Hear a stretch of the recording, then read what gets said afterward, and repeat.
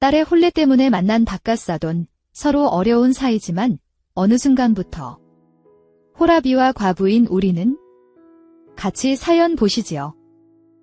예순에 가까운 년이 난감한 처지에 놓여 있습니다. 저의 이 난감한 처지는 우리 딸과 사위가 알게 되면 우사이고 남들이 알게 되면 남사가 되니까 말입니다. 지금도 저는 바깥사돈의 호출을 받고 나가야 합니다. 방금 다녀왔습니다. 어머머, 11시 30분에 집을 나섰는데 벌써 4시가 넘었군요. 4시간 30분 동안이나 바깥사돈하고 무엇을 하고 왔느냐고요? 그게 난감하다는 것입니다. 사돈은 항상 저와 만나면 같은 목적지인 이곳에는 소불고기를 전문적으로 취급하는 가게와 회를 전문적으로 파는 횟집이 나란히 있고 그 둘 중에 무엇을 먹느냐는 항상 저에게 선택권을 주었습니다. 저는 거의 대부분 바깥사돈에 튀어나온 똥배 때문에 동물성 지방을 먹이고 싶지 않기에 다이어트 식품이기도 한 회를 파는 횟집을 선택을 합니다. 12시가 조금 넘어서 횟집으로 들어갔고 회를 시키고 또 앞전에 먹다 남은 양주를 가져오라고 시킵니다. 그놈의 술을 끊지 못한 저라는 년만 한 잔 마시려는 것입니다. 호호. 그러고 보니 저에게 선택권이 있는 것이 무엇을 먹느냐 하는 것과 함께 바깥사돈에게 제가 명령을 할 수 있는 것이 술이군요. 그리고 횟집에서 식사를 마친 바깥사돈은 다시 저를 차에 태우고 바다가 내려다 보이는 모텔로 들어갑니다. 어떻게 하여 어렵다는 바깥사돈하고 이런 사이가 되어버렸냐고요? 그놈의 돈이 원수죠. 재작년 겨울이었습니다. 느닷없이 딸년이 남자를 한 명 데리고 와서 저에게 인사를 시켰습니다.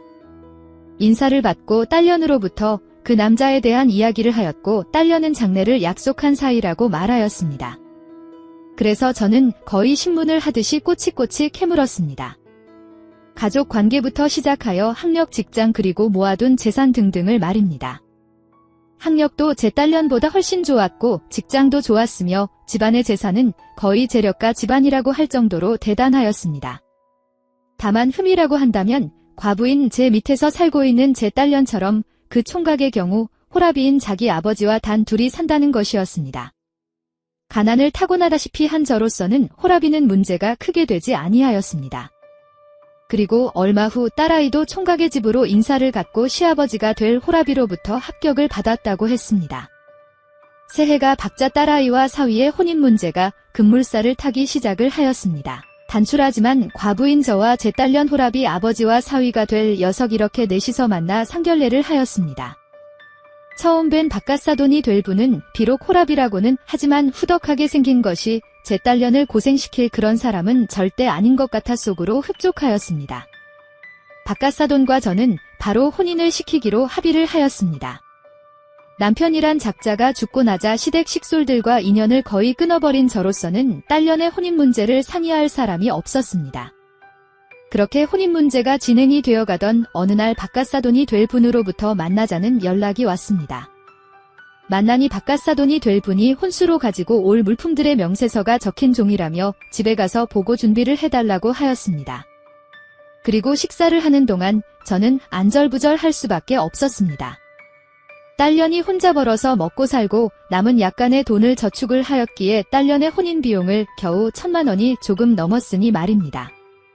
바깥사돈과 헤어지고 집으로 와서 바깥사돈이 준비를 해달라고 한 혼수품 명세서가 들어있는 봉투를 열고 명세서를 본 저는 아연실색을 하지 않을 수가 없었습니다. 그렇다고 사위가 될 녀석이 탐이 나지 않은 그런 사람이라면 단념이라도 하겠지만 정말이지 놓치고 싶지 않은 혼처라 저부터 단념을 하기가 싫었습니다. 고민 끝에 바깥사돈을 만나 통사정을 하기로 마음을 먹었습니다. 혼수품 목록을 받은 이틀 후 제가 바깥사돈이 될 양반을 만나자고 연락을 하였습니다.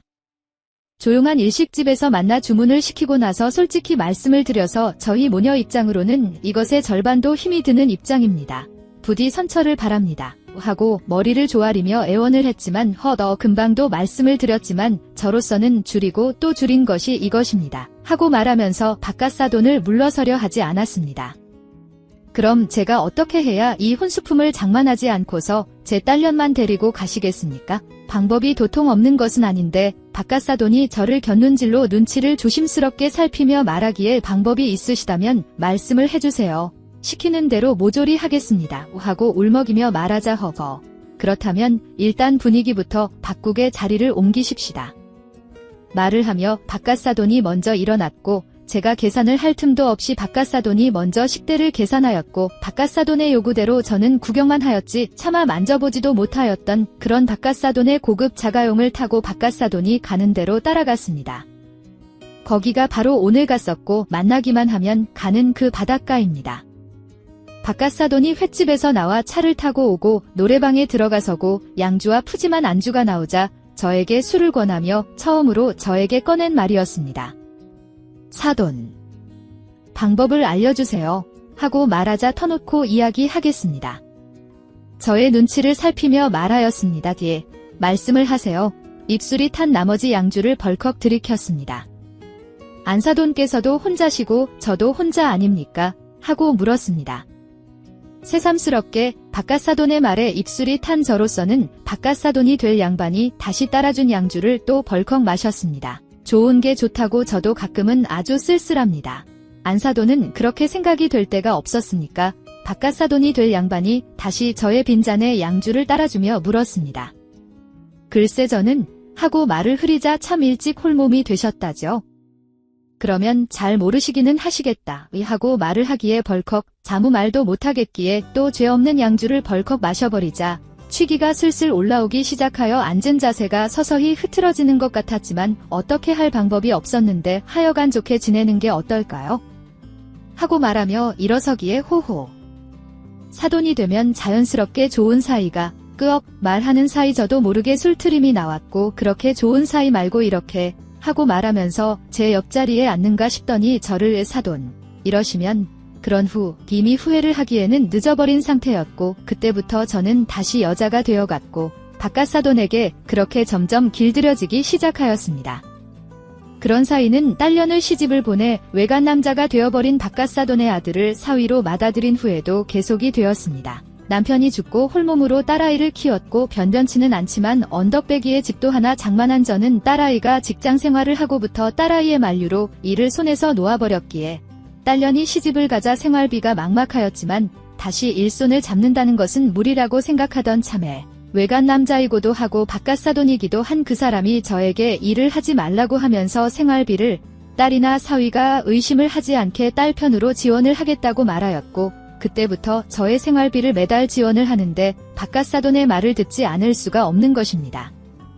가난 때문에 아니 더 정확하게 말하면 딸년의 혼수 때문에 생긴 예기치 못한 일이었습니다.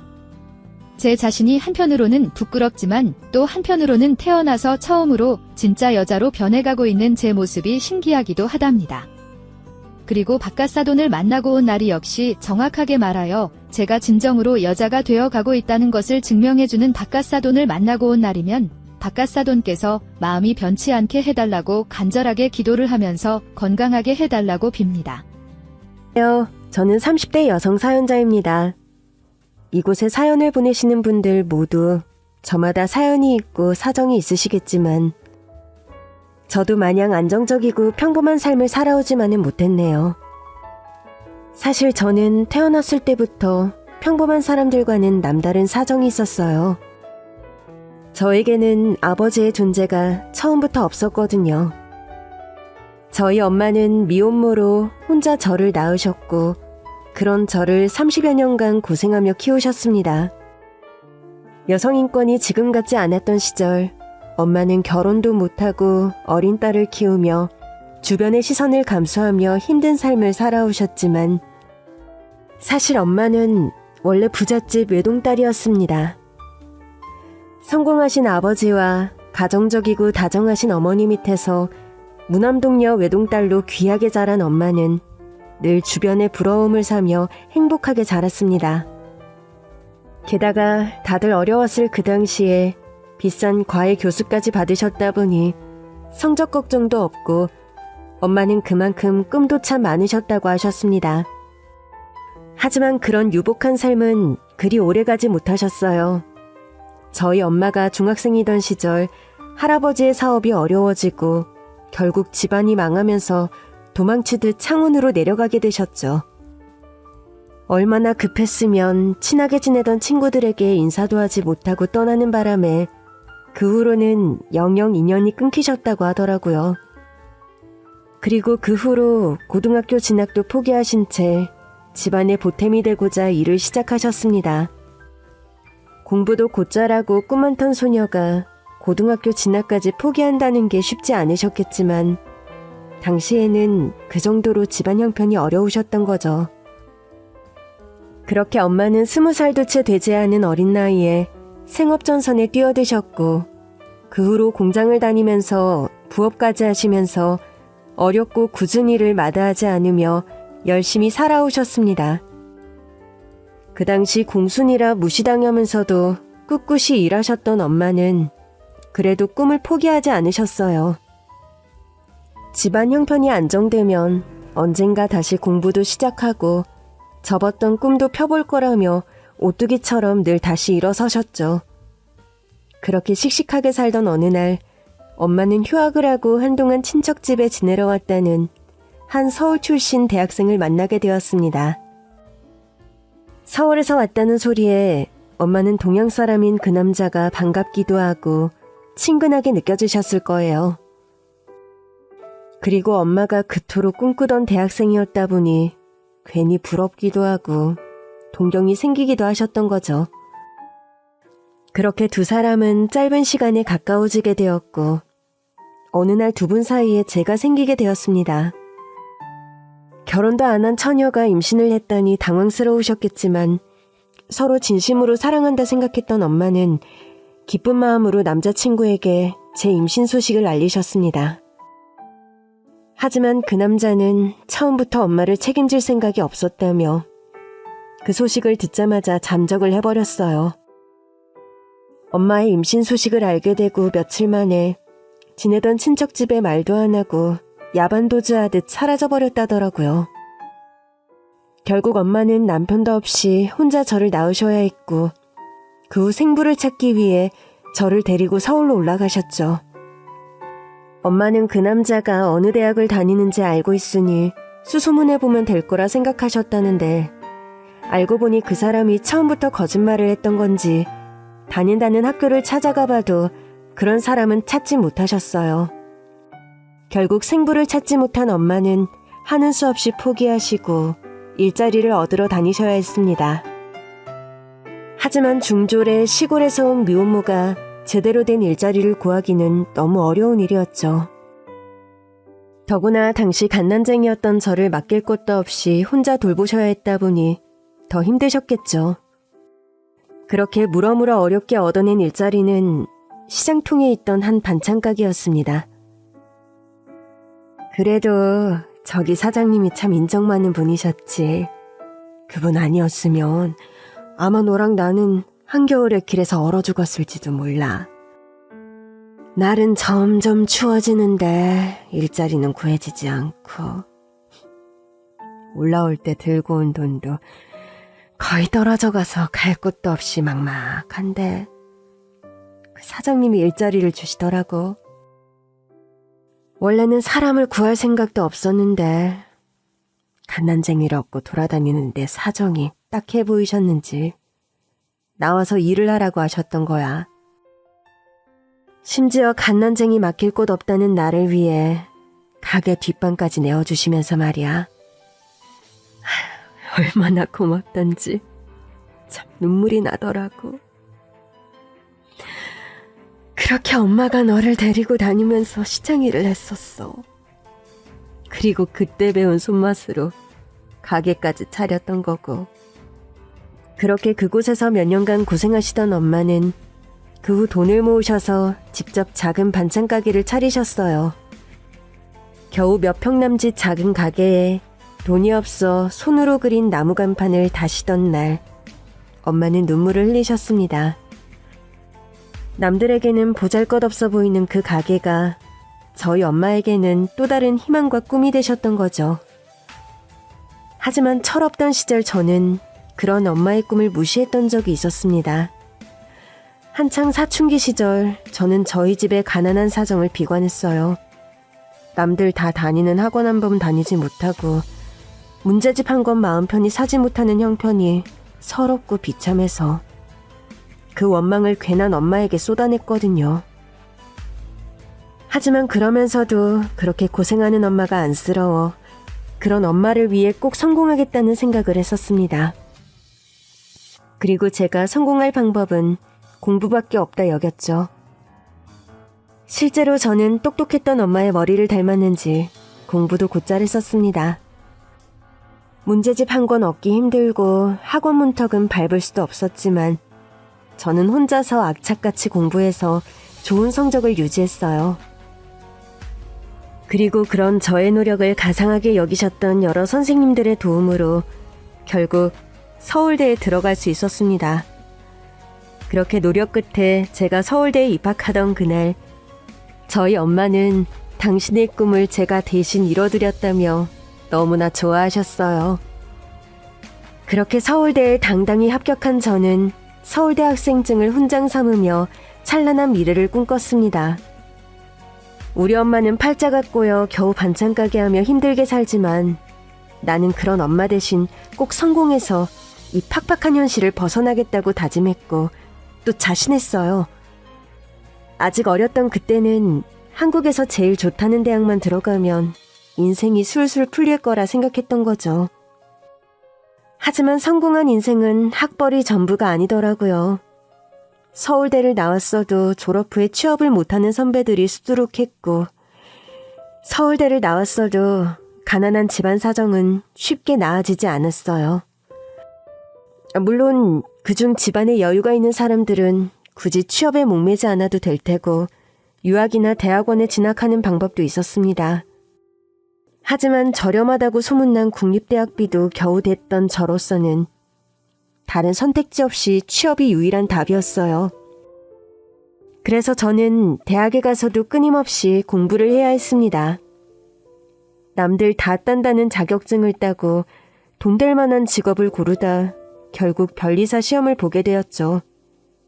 사실 저는 원래 변호사가 되고 싶은 꿈이 있었지만 저희 집 형편에 로스쿨을 가기는 어려웠고 일찍 돈을 벌 생각을 하다 보니 변리사밖에는 답이 없더라고요.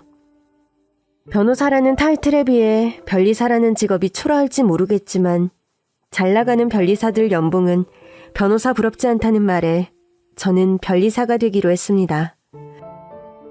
그래도 서울대 출신 변리사라는 덕분에 저의 첫 연봉은 제가 생각하던 것보다 여유 있었어요. 하지만 그만큼 벌기 위해서는 밤낮 없이 노력을 해야 했습니다.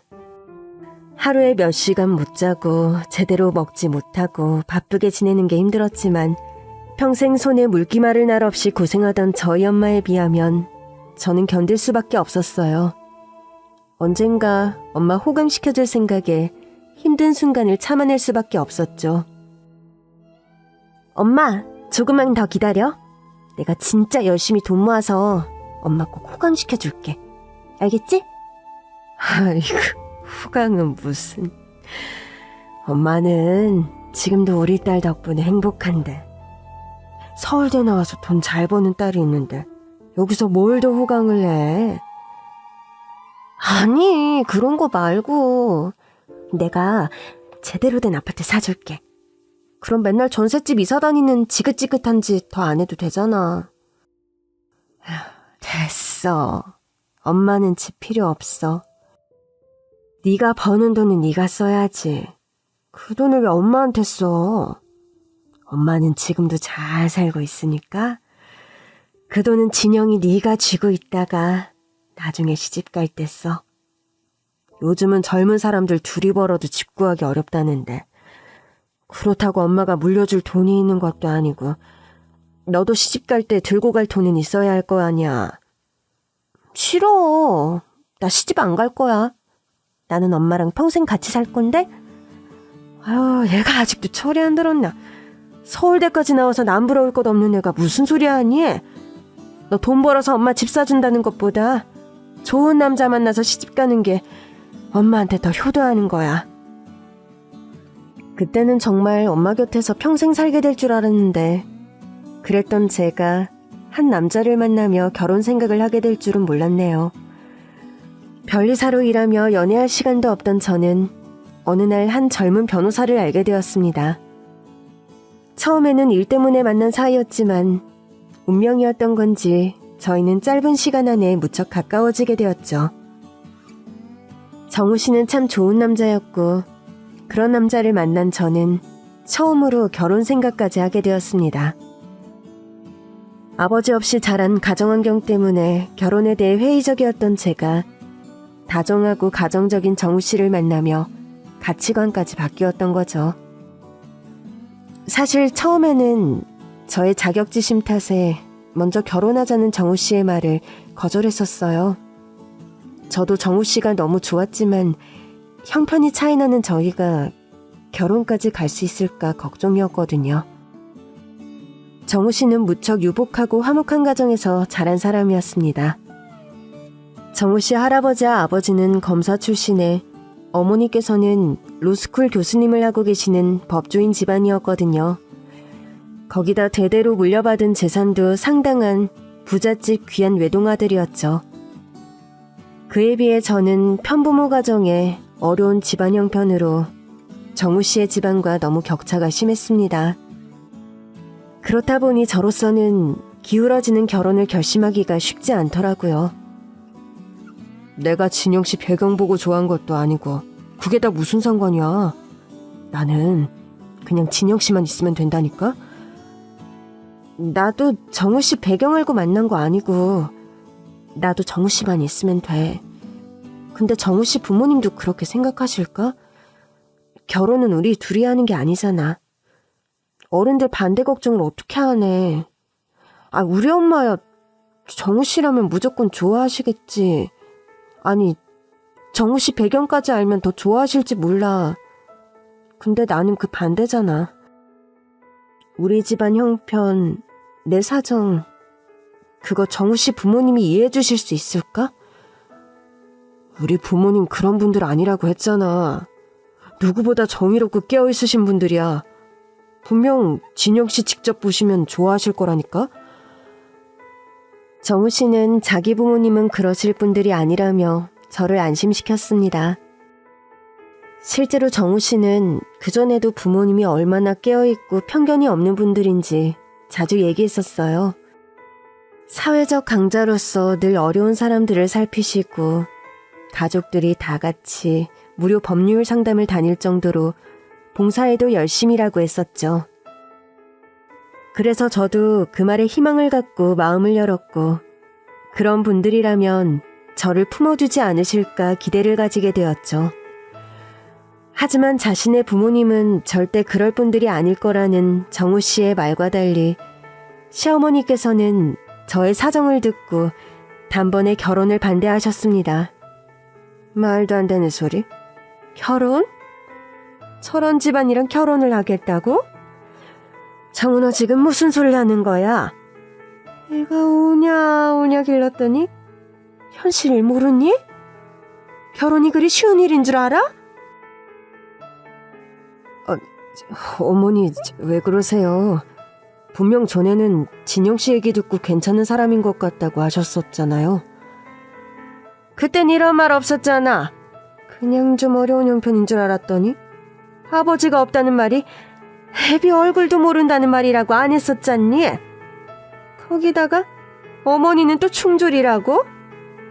우리 집안은 다 박사 집안이야. 근데 어떻게 사돈이 코졸도 못 될 수가 있어? 이거 철이 없어도 정도가 있지? 아니 어떻게 저런 애를 데려와? 어머니 말 조심하세요.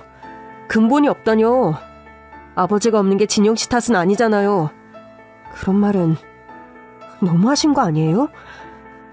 너무하기는? 너무한 건 너랑 처애지. 처애 엄마도 참 그렇다. 어떡해. 여자가 겁도 없이 애비도 없는 자식을 낳기를 생각을 했다니. 그런 주제에 용케 서울대를 보냈구나. 내가 저 애가 편리사라는 말을 듣고는 거기까지는 괜찮다 생각했다. 물론 같은 변호사 며느리 드리고 싶은 욕심 충분히 있었지만 그래도 어려운 형편에 서울대까지 나왔다고 하기에 그런 환경에서도 잘 배우고 잘 자란 아이인 줄 알았지. 그래서 집안 형편이 어려워 안타까운 사정을 불쌍하게도 생각했었어. 근데 미혼모 자식이라면 말이 다르지. 거기다 충졸이라니? 안 봐도 뻔하구나. 대체 어쩌다 혼자 애를 낳았는지. 무슨 사정인지 모르겠지만 우리 집안에 그런 사돈이 가당키나 하다니? 그럴 거면 차라리 가난한 게 낫지. 어떡해. 저런 근본도 모르는 애를 우리 집에 들일 생각을 해. 응? 시어머니를 처음 뵈러 갔던 날, 시어머니는 뻔히 귀가 있고 눈이 있는 저를 세워두시고 저런 말씀들을 어렵지 않게 하셨습니다. 물론 시어머니도 전혀 생각지 못하셨던 상황에 화가 나고 흥분하셔서 그러셨던 거겠지만 그런 얘기를 직접 들은 저는 상처를 받을 수밖에 없었어요. 차라리 반대가 당연할 거라 생각을 하고 각오를 했으면 나았을지, 정우 씨의 말만 믿고 저를 반겨주실지도 모른다는 기대를 했던 탓에 그런 상황이 더 충격적으로 느껴지더라고요. 그렇게 정우 씨 어머니는 저희를 극심하게 반대하셨고 저는 그날 제대로 인사도 드리지 못하고 그 집에서 쫓겨나고 말았습니다. 정말 미안해, 진영 씨. 나도 우리 어머니가 이러실 줄은 정말 생각도 못했어. 우리 어머니 원래 저런 분이 아니신데 어떻게 평소랑 이렇게 다르신지 나도 많이 놀랐어. 그렇다고 이걸 정우 씨가 대신 사과할 일도 아니지. 정우 씨가 이런 현실을 모르는 걸 탓할 수도 없고 말이야. 그러게, 내가 말했잖아. 결혼은 우리 둘이 하는 게 아니라고. 내가 잠시 착각을 해서 괜한 기대를 한 거야. 아니야, 내가 어떻게든 설득할게. 나 이대로 진영 씨랑 못 헤어져. 차라리 내가 집안이랑 의절하는 일이 있더라도 나 진영 씨랑 꼭 결혼할 거야. 그러니까 나 믿고 조금만 기다려줘. 제발, 응? 그때 저는 헤어질 생각까지 했었지만 정우 씨는 끝까지 저를 붙잡았어요. 저와 절대로 헤어지지 못하겠다며 사랑하는 부모님과 연을 끊을 생각까지 하더라고요. 그러지 말라고 말은 했지만 저를 그만큼 사랑한다는 말에 저도 마음이 흔들렸습니다. 반대에 부딪히는 어려운 결혼이라는 걸 알면서도 그만큼 정우 씨를 좋아했던 거죠. 그 사이 정우 씨는 부모님을 열심히 설득했습니다. 물론 쉽지는 않았어요. 화목하던 집안에 소란이 일고 처음으로 부모님과 크게 다투었다고 하더라고요. 하지만 자식 고집 이기는 부모가 어디 있겠어요. 결국 정우 씨는 부모님의 마음을 돌렸고 저는 몇 달 만에 다시 예비시댁에 인사를 드리러 가게 되었습니다. 그리고 그제서야 제대로 인사를 드리고 상견례 날짜를 잡게 되었죠. 시어머니는 마지못해 승낙을 해주시는 듯 여전히 저를 못마땅해 하셨지만 저는 허락만으로도 기뻤습니다. 하지만 반대에 부딪히고 저를 못마땅해 하시는 시댁의 사정을 엄마에게는 알리지 않았어요. 그 대신 상견례 때 입으로 탄벌 변변이 없는 엄마를 모시고 백화점으로 가서 비싼 새 옷을 사드렸죠. 그냥 집에 있는 거 입으면 되지. 뭐 한다고 비싼 옷을 사 입어. 사돈 뵙는 자리에 단정만 하면 되는 거지. 내가 좋은 옷 입는 게 뭐가 중요하다고. 그래서 엄마가 뭐 입고 갈 게 있어? 제대로 입으로 타나왔구만. 그럼 사돈 처음 만났는 자리에 가게에서 일할 때 입는 옷 입고 나갈 거야? 내가 정우 씨네는 부잣집이라고 잘 입고 오실 거라고 했잖아. 형편 차이는 나도 옷 정도는 맞춰 입을 수 있는 거지. 그리고 딸이 돈도 잘 버는데 이 정도도 못 해줄까 봐? 곧 결혼한다는 애가 돈이 어딨어. 돈 있으면 시집 갈 때 들고 가라니까. 엄마는 그냥 너만 괜찮으면 돼. 엄마는 좀 무시당해도 되지만 너는 괜히 없이 시집 왔다고 말 들을 일 없잖아. 그래서 저런 다 떨어진 옷 입고 가려고 그래? 후줄근하게 입고 가면 내가 안 괜찮아. 그러니까 이럴 땐 그냥 좀 입어, 응? 30 나이를 먹고 철이 들었다 생각했지만 어쩌면 저는 여전히 가난하고 볼품없는 저희 엄마를 부끄러워하고 있었는지 모르겠어요. 가뜩이나 미혼모의 중졸이라며 저희 엄마를 무시하는 시어머니 앞에서 보이는 것만이라도 꿀리고 싶지 않더라고요. 그래서 저도 한번 사본 적 없는 비싼 브랜드에 들어가 가장 인기가 많다는 신상 옷을 사드렸습니다. 그리고 불편한 마음을 숨기고 상견례를 하게 되었죠. 그래도 결혼 허락을 받아냈으니 상견례에서는 별일 없을 거라 생각을 했는데 시어머니가 저희 엄마 면전에 대고 불만을 얘기하시더라고요. 얘기 들으셨는지 모르겠지만 제가 애들 결혼을 반대했었던 거 아시나요? 예? 아유, 그게 무슨 말씀이세요? 반대라뇨? 아무래도 따님이 그런 얘기까지는 안 했던 모양이네요.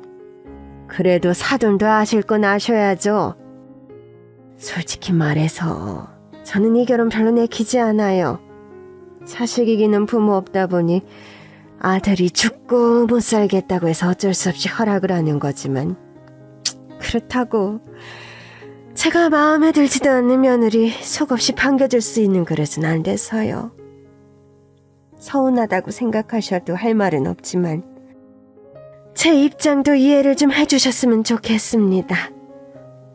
아유, 어머니 왜 그러세요? 저희 결혼 허락해주신 거 아니셨어요? 왜 갑자기 그런 말씀을 하세요? 진영씨랑 진영씨 어머님 당황하시게. 허락했으니까 여기까지 나왔지. 누가 뭐래니? 그래도 허락한 건 한 거고 나도 할 말은 해야지.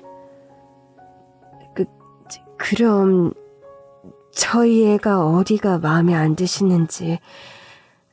마음에 안 든다고 하시는 건 저희 집 형편 때문인가요?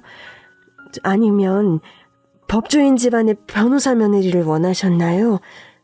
그건 근데 다 제 탓이에요. 진영이 쟤는 변호사든 검사든 충분히 할 능력되는 아이거든요. 학창시절부터 학원 하나 안 다니고 혼자 노력해서 서울대까지 갔고 서울대 다닐 때도 어디 흠잡을 데 없이 성적 좋았어요. 아마 제가 뒷바라지만 해줬더라면 로스쿨 가서 변호사 할 수 있었을 텐데 제가 치엄마 걱정한다고 돈 벌겠다고 변리사가 된 거라서요. 그러니까 제 탓만 하시고 저희 딸은 예쁘게 봐주세요.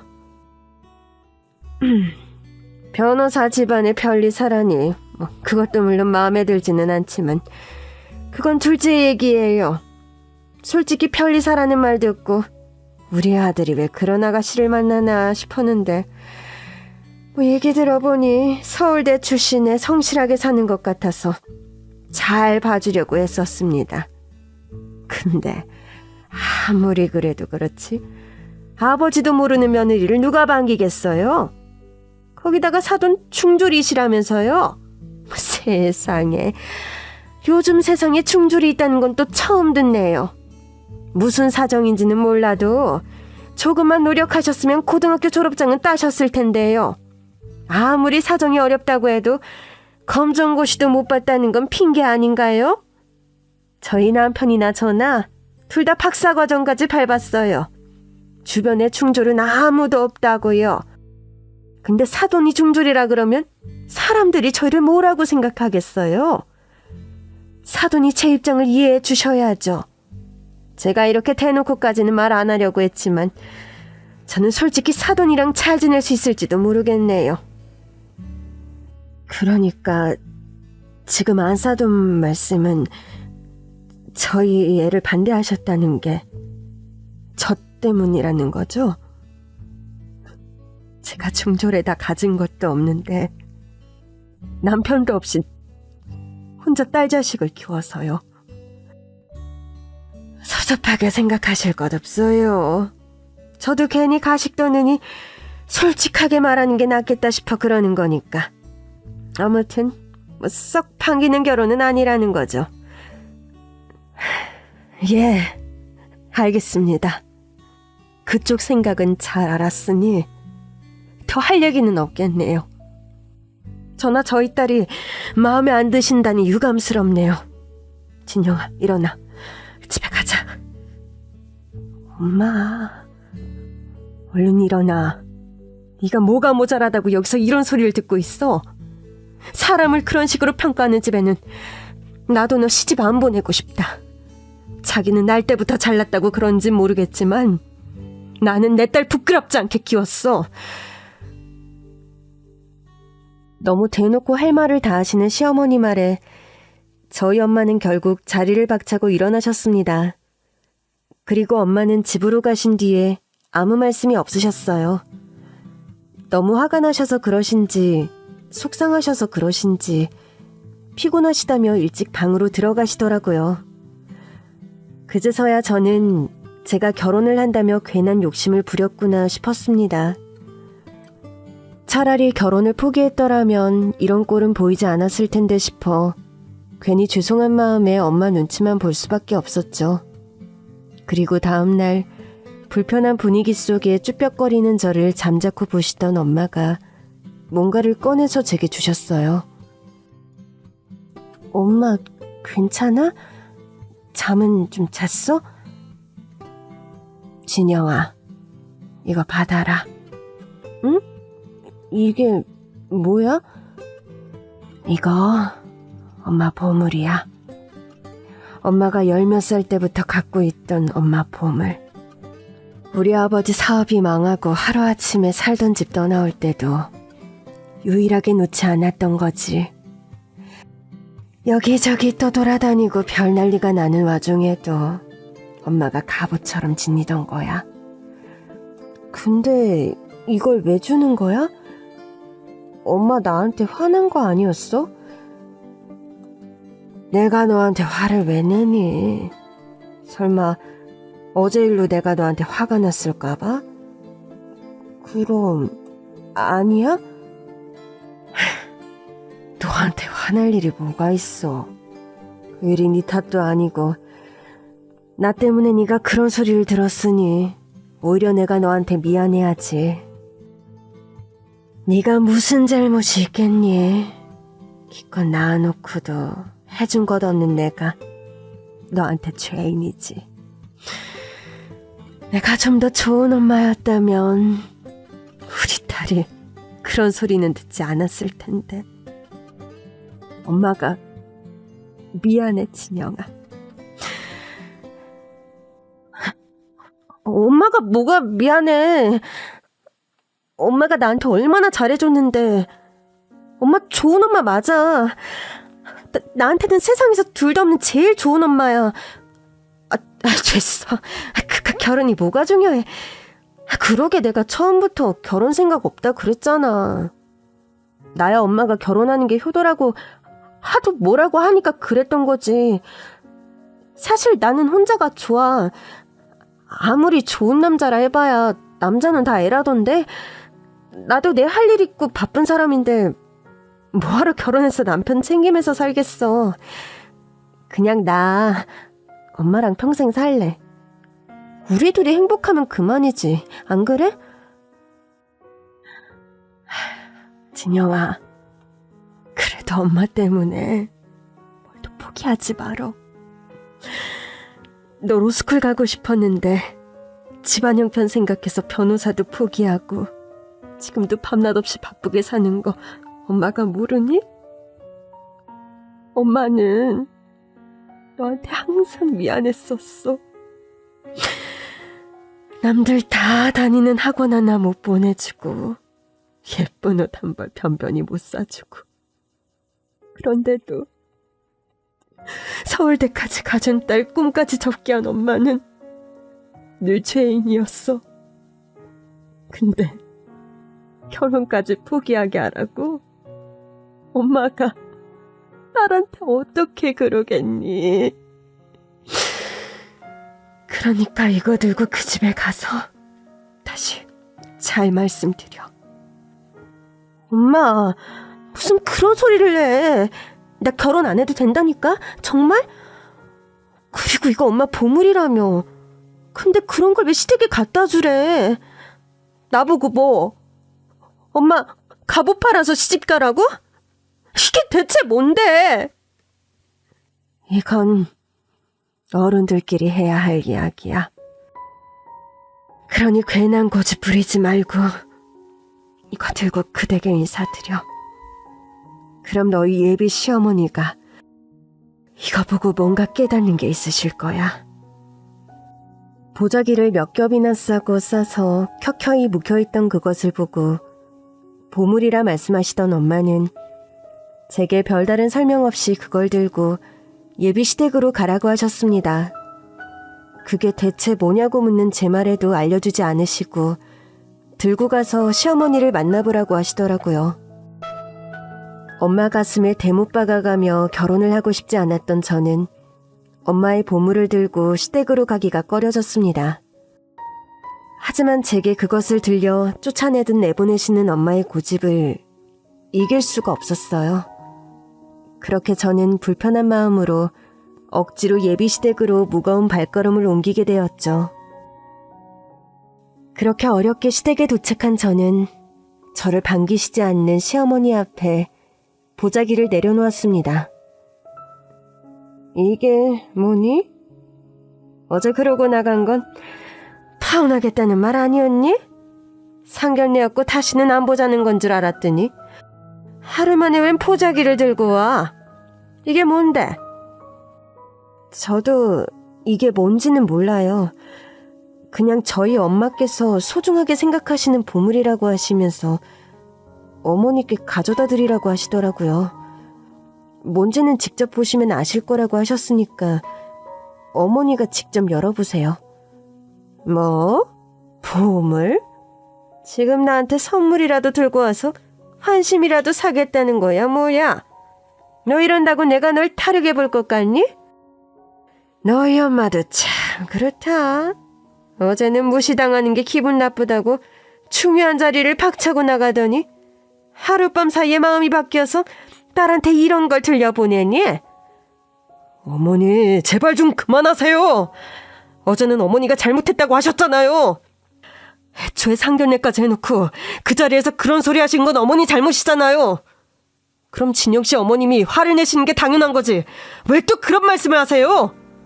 그래서 이번에도 이렇게 찾아온 진영씨 다시 돌려보내시려고요? 어머니 정말 이러실 거예요? 저 다시는 안 보고 살고 싶으세요? 아니, 얘가 또 왜 이렇게 화를 내? 엄마는 말이 그렇다는 거지. 누가 다시 돌려보낸다니? 뭐 그래. 희망 들고 왔으니 뭘 들고 왔는지 포기나 봐보자. 그렇게 화를 내시던 시어머니는 정우 씨의 추궁에 마지못해 말씀을 삼가시고 보자기를 풀어보셨습니다. 그리고 그제서야 저도 그 보자기 안에 들어있는 엄마 보물의 정체를 마주하게 되었죠. 보자기를 들고 가는 내내 저는 그게 뭘까 상상했어요. 겉보기에는 작은 상자 같기도 하고 책 같기도 한데 대체 뭔지 모르겠더라고요. 얼마나 귀한 물건이기에 보자기를 몇 겹이나 해서 싸놓으셨는지 시어머니가 그걸 푸는 것만도 한참이 걸렸습니다. 그리고 드디어 드러난 그 물건의 정체는 제가 예상한 것이 전혀 아니었어요. 그 속에는 생각지도 못한 낡고 다른 표준 정가가 들어있었습니다. 아니지, 이게 뭐야? 이거 애들 공부할 때 보는 청과 아니냐? 그것도 수십 년은 된 것 같은데 설마 이걸 보물이라고 나한테 갖고 온 거니? 너희 어머니가 뭔가 착각하신 거 아니야? 아닌데요. 분명 저희 엄마가 이게 맞다고 하셨는데. 아니 무슨 애들 보는 책을 나한테 갖다 주라는 거야? 엄마에게 아무런 설명을 듣지 못했던 저는 그 전과를 보고 당황스러울 수밖에 없었습니다. 수십 년 동안 애지중지하며 챙기셨던 게 집문서도 아니고 비싼 가치가 있는 고서도 아니고 웬 오래된 전과라니. 저는 엄마가 대체 무슨 의도를 가지고 이걸 제 편에 들려보내셨는지 전혀 가늠이 되지 않더라고요. 하지만 다행히도 그런 저희들의 의문을 풀어줄 편지 한 통이 그 속에 함께 있었습니다. 이거 편지 아니에요? 진영 씨 어머님께서 어머니한테 보내신 것 같은데. 아무래도 진영 씨 어머님이 뭔가 하실 말씀이 있으신가 봐요. 할 말 있으면 어제다 할 것이지. 무슨 편지를 보낸다니? 아휴, 참 별나다 별나. 그래도 내심 저희 엄마의 의중이 궁금하셨던 시어머니는 툴툴거리시면서도 편지를 펼쳐보셨습니다. 그리고는 편지를 찬찬히 읽어내려 가시더라고요. 저도 그 편지 내용에 뭐라고 써있을지 무척 궁금했어요. 저한테 뭘 숨기는 게 있으신 엄마가 아닌데 저한테도 말씀하지 않고 어머니에게만 전하실 말이 뭐가 있을까 싶더라고요. 그런데 놀랍게도 편지를 찬찬히 읽던 시어머니가 깜짝 놀라시더니 다시 그 전과를 살펴보시는 겁니다. 그러더니 한참 동안 그 전과와 편지를 번갈아 보시고는 갑자기 제 손을 붙잡고 눈물을 쏟으셨어요. 아이고, 세상에. 내가 그런 줄도 모르고, 내가 기억도 못하고. 어머니, 왜 그러세요? 어머니? 어머니, 왜 그러세요? 편지에 뭐라고 쓰여 있길래 그러세요? 아가, 내가 미안하다. 내가 사람을 못 알아보고 큰 실수를 했어. 진영 씨 어머님이 뭘 하셨길래 그러세요? 못 알아보셨다니 두 분이 알던 사이라도 되시는 거예요? 그래, 우리가 알던 사이였어. 근데 내가 바보같이 그걸 못 알아보고 생각도 못했단다. 네? 정말요? 정말 진영 씨 어머님이랑 어머니가 아시는 사이였다고요? 어떡해요? 알고 보니 저희 엄마와 시어머니가 아는 사이셨던 겁니다. 그것도 수십 년 전 10대 시절에 둘도 없이 친했던 중마고우이셨던 거죠. 내가 정은호한테 예전에 둘도 없이 친한 친구가 있었다고 했던 말 기억하니? 나한테는 은인 같은 친구라고. 잊어버릴 수 없는 친구가 있다고 했었잖아. 기억하죠. 어머니께서 어려웠던 시절에 도움을 많이 받은 친구라고 하셨잖아요. 그래, 내 인생에 제일로 고맙고 미안했던 친구가 바로 이 친구였구나. 저희 엄마가 어머님 친구셨다고요? 진영이 너는 아는지 모르겠지만 너희 엄마는 원래 부잣집 딸이었어. 현숙이 아버님께서 공장을 크게 운영하셔서 집도 좋고 여유도 있는 걸로 학교 안에서도 유명했었지. 그렇게 부잣집 딸이었는데도 현숙이가 착해서 학급 친구들이랑도 잘 지내고 공부도 잘하는 학생이었어. 어려운 친구들을 도와주기도 하고 덕분에 나도 도움을 많이 받았었지. 우리 집은 그리 어려운 형편은 아니었지만 공무원 하시는 부모님 밑으로 자식이 여럿이라 오빠들과 남동생 챙기고 딸인 나까지 관심을 받기는 어려웠거든. 근데 내가 성적 욕심이 있었어서 늘 고민이 많았어. 나도 과외받고 지원받고 싶었지만 우리 부모님은 딸한테 기대가 별로 없으셨거든. 그런데 현숙이가 그런 내 사정을 알고는 자기가 받는 과외를 같이 받게 해준 거야. 내가 기가 죽을까봐 자기 공부를 좀 도와달라고 핑계까지 대면서 말이야. 오히려 도움받은 건 나였는데도 나를 그렇게 배려해준 거지. 그렇게 현숙이 덕분에 나는 엄두도 못 낼 비싼 과외를 받을 수 있었고 그 덕에 내 성적은 쭉쭉 올랐어. 그리고 우리는 어느새 단짝처럼 친해지게 되었지. 서로의 꿈을 얘기하고 응원해주면서 나중에 같이 살자는 약속까지 했었어.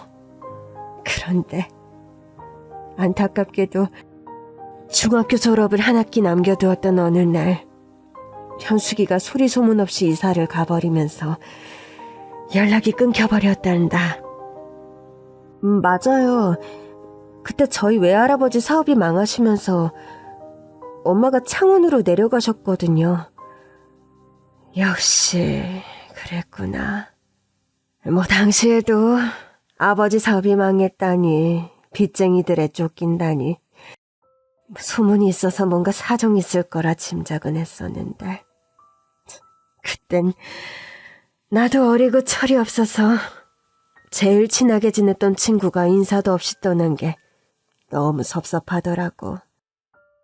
힘든 일 있을 때 서로 돕자고 했었는데 나한테 말도 안 한 걸 보니 집이 잘 살다가 망해서 창피해서 연락을 끊었나 싶고 말이야.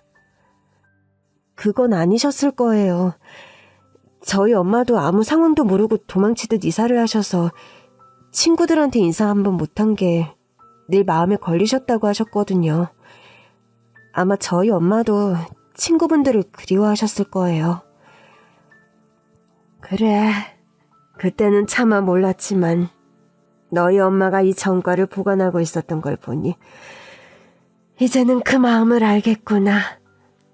다른 것도 아니고 별것도 아닌 이 정과를 수십 년 동안 보관한 건 그 시절의 추억까지 기억하고 있었다는 거겠지. 그리고 그 시절의 꿈까지도 묻어놓았던 거고. 나는 그런 줄도 모르고 사돈될 사람에게 중졸이라느니 미혼모라느니 그런 말도 안 되는 소리를 냈구나.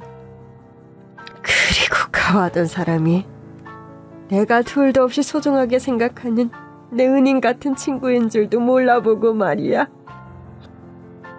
그럼 저희 엄마는 어머님을 알아보시고 저한테 이걸 들려보내신 거네요? 그러게나 말이다. 나는 저를 못 알아보고 그런 소리를 해대는데 현숙이 걔는 날 알아보고 무슨 생각을 냈겠니? 사실 내가 법대를 나고 이 자리까지 오게 된 건 다 현숙이 덕분이야. 그 시절에 현숙이의 응원과 지지가 없었더라면 나는 고등학교 나오는 것만으로도 감지덕지하며 일찍 시집이나 갔겠지. 근데 현숙이가 나를 도와준 덕분에 내가 꿈을 꿀 수 있었던 거야. 근데 그런 은인을 알아보지도 못하고. 내가 정말 면목이 없다.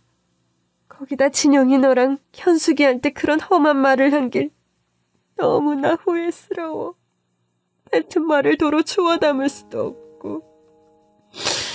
내가 이 죄를 어떻게 씻어야겠니? 응? 그러게 어머니, 대체 왜 그러셨어요? 저한테는 늘 주변에 잘해야 한다고, 약자들을 챙겨야 한다고 하셨으면서 저는 어머니가 진영 씨를 반대하실 거라고는 생각도 못했었다고요. 그러게나 말이다. 나도 내가 나름대로 깨어있고 약자를 위하는 사람이라 생각했는데 정작 내 일이 되고 내 자식 일이 되니 괜한 욕심이 났던 모양이야. 나도 잘난 것 없이 남의 도움 덕분에 팔자 폈던 주제에 옛날 올챙이적 생각 못하고 남의 사정을 무시했던 거지. 운 좋게 좋은 남편 만나서 변호사 아들 가진 게 뭐 유세라고. 내가 왜 그런 짓을 했을까? 응? 지금이라도 반성하시면 진영 씨랑 진영 씨 어머님께 사죄하세요. 어머니께서 편지까지 쓰신 걸 보면 어머니를 용서하실 마음이 있으신 거 아니겠어요? 내가 그 친구 볼 면목이 없어서 만나서 사과를 받을 수나 있을지 모르겠다. 아니에요, 어머니. 엄마가 저를 보내신 걸 보면 어머님과 같은 마음이실 거예요. 그 시절을 늘 그리워하셨으니 이것도 가지고 계셨을 거고 옛 친구를 다시 만나신 게 기쁘시겠죠. 하지만 엄마도 수십 년간 고생하고 상처가 많은 분이라 먼저 만나러 오지 못하신 게 아닌가 싶어요. 그러니까 어머니께서 저희 엄마 먼저 만나주시면 감사할 것 같아요. 그거야 100번도 할 수 있는 일이지. 애초에 내가 잘못해서 이 사단이 났는데 내가 먼저 찾아가고 사죄하는 게 맞지. 나는 현숙이가 무릎 꿇고 빌으라고 해도 빌 수 있어. 내가 대체 왜 그랬는지 너무 미안하구나. 내가 자식 욕심에 천박한 짓을 했어. 저희 엄마와의 옛 추억을 떠올리신 시어머니께서는 충격을 받고 무척 미안해하셨습니다. 저희 엄마가 고생을 많이 하셔서 통통하고 귀엽던 소녀 시절 인상과 많이 달라진 탓에 몰라보셨을 뿐 시어머니께서도 저희 엄마에게 느낀 고마움과 추억들을 여전히 기억하고 계셨더라고요. 그 옛날 그 오래된 전과를 나눠보며 함께 공부했던 고마운 친구에 대한 그리움을 자식에게 늘 말씀하시면서 말이죠. 그런 마음에 당신께서도 다른 사람들에게 도움이 되고 싶다며 봉사활동도 다니고 하셨던 건데 정작 자식의 혼사길 앞에 이성을 잃으셨나 봅니다. 저야 아직 자식이 없으니 그 마음을 다 이해하지는 못하겠지만 정우 씨야 누가 봐도 곱게 잘 큰 사람이었으니 그런 아들을 둔 엄마로서의 욕심을 어느 정도 알 것도 같았어요. 사실 저도 내심 정우 씨가 제게 과분한 사람이라 생각했으니까요.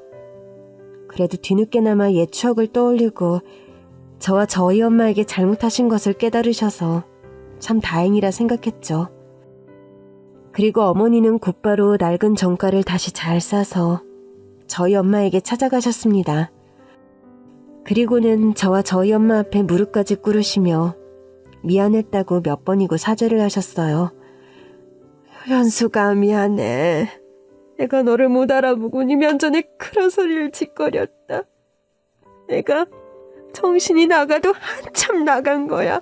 그치? 응? 그래 이거사. 너 정신 나간 거 맞아. 너 옛날에 얼마나 착하고 속 깊던 친구였는데 나는 네가 그런 편견을 가지고 살 줄은 몰랐지. 나는 너 알아보고 언제 반가운 척 할까 했는데 네가 나랑 내 딸한테 그런 소리를 내? 내가 그 소리 듣고 얼마나 속이 상했는지 알기나 해? 응? 미안하다 미안해. 나 때문에 네가 얼마나 속상했겠니. 내가 살다 보니 속물이 다 되어가지고 내 자식만 잘난 줄 알고 그딴 말을 했어. 내가 참 미안하다. 내가 뭐라고 너랑 네 딸한테 그런 말 할 자격이나 있니? 나야말로 너 같은 친구 안 만났더라면 어떻게 됐을지 모르는 인생인걸. 그런 주제에 개구리 올챙이 쪽 기억 못했구나.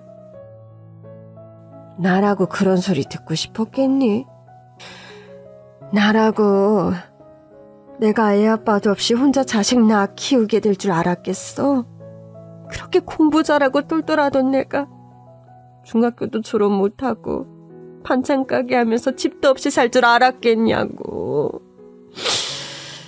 그래서 그게 다 내 탓이겠어? 내 팔자가 기구한 게 오로지 내 탓이야? 그래, 네 탓 아니야. 탓이 있다면 무심한 하늘 탓이고 너 어려울 때 돕지 못한 내 탓이지. 네가 얼마나 힘들게 살았겠어. 내가 진작 너를 찾았어야 하는 건데 내가 은혜도 모를 아주 몹쓸 것이야. 그래, 나 아주 힘들었다. 그럴 때마다 네 생각이 어찌나 나던지. 그렇게 몇십 년 만에 다시 만나게 되신 두 분은 서로 껴안으며 눈물을 터뜨리셨습니다. 오랫동안 서로를 그리워하며 얼마나 궁금한 게 많으셨을지 두 분은 그날 밤늦게까지 한참 동안 이야기꽃을 피우셨어요. 그렇게 서로를 이해하고 회화하신 두 분은 얼마 뒤 마음을 합쳐 다시 상견례를 준비하셨습니다. 한 번도 어려운 상견례를 두 번이나 하려니 진이 빠졌지만 그래도 두 번째는 전혀 걱정이 없었네요. 이제 더 이상 결혼 반대를 당할 일도 없었고 무엇보다 저를 며느리로 받아주신 시어머니께서 저를 잃어버렸던 친딸처럼 예뻐해 주셨거든요. 진영아, 밥은 입에 맞니? 네가 해산물 좋아한다 그래서 식당을 여기로 잡았는데 어찌 입에 맞을지 모르겠다. 네, 너무 맛있어요, 어머니. 신경 써주셔서 감사해요. 그래. 진영이가 맛있다니 다행이네. 그럼 우리 진영이 많이 먹으렴? 어머니, 저는 해산물 못 먹는데요. 저는 뭘 먹으라고. 얘는 눈치 없게 무슨 소리를 하는 거야. 네가 중요하니? 우리 친용이가 중요하지. 먹을 거 정 없으면 여기 반찬이나 먹든가. 아휴, 쭉 가보면 내가 아니라 진영씨가 자식인 줄 알겠네요. 어머니 갑자기 이러시는 것 좀 너무하신 거 아니에요? 이제 진영이도 내 자식 맞지? 내가 원래 딸을 갖고 싶었었는데 아들이 네가 태어난 거야. 그런데 며느리들인 덕분에 딸 생겼으니 얼마나 좋은 줄 아니? 진영아, 앞으로 나 어렵게 생각하지 말고 엄마라고 불러. 아니, 얘는 무슨 소리야. 내가 멀쩡히 살아있는데 우리 딸이 왜 너한테 엄마라고 그러니? 너 내 딸 예쁘게 잘 컸다고 탐내더니 이젠 아주 딸 삼겠다 이거야? 그래, 네 딸 너무 탐나서 며느리 말고 딸 삼으련다. 나도 30여 년 아들만 키웠더니 딸 갖고 싶어서 그래. 며느리면 며느리지 딸은 무슨 딸이야. 세상에 딸 같은 며느리가 어딨어. 얘가 주책이야 정말. 왜? 나랑 진영이랑 잘 지내서 배 아프니? 그럼 너도 정우 데려가. 너도 우리 아들 잘나서 부럽다며. 정우야, 앞으로 장모님한테 엄마라 불러라. 나한테는 장모님이라 부르고. 아이고, 얘가 남의 자식 탐낸다고 족보까지 꼬으려고 그러네. 누가 보면 자식 두고 싸우냐 싶을 정도로 두 분은 서로 자식까지 바꾸자며 농담을 하실 정도로 사위와 며느리를 예뻐해 주셨습니다. 덕분에 저도 처음 만났던 날 시어머니에게 받았던 상처를 위로받을 수 있었고 어머니와 더 가까워질 수 있었죠. 그리고 저희 엄마도 딸 뺏긴 것 같다며 서운해하시는 듯해도 든든한 아들 같은 사위가 생겼다며 많이 좋아하셨어요. 그렇게 어머니들은 옛 추억을 곱씹으며 다시 소녀 시절로 돌아가신 듯 정다운 모습을 보이셨고 저희는 부모님들의 축복 속에 무사히 결혼식을 올리며 드디어 부부가 될 수 있었습니다.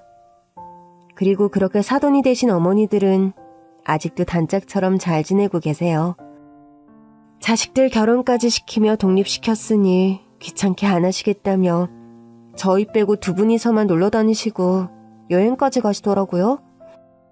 저희가 부모님을 모실 틈이 없게 말이죠. 그런 두 분의 모습에 괜히 섭섭하면서도 내심 다행스러운 요즘입니다. 그럼 앞으로도 그런 두 분의 우정이 영원하길 바라며 앞으로도 저희 부부와 가족 모두 행복하게 지낼 수 있도록 노력할게요. 제 이야기를 들어주신 여러분들도 모두 행복하시기를 바라며 여기서 인사를 드리겠습니다. 감사합니다.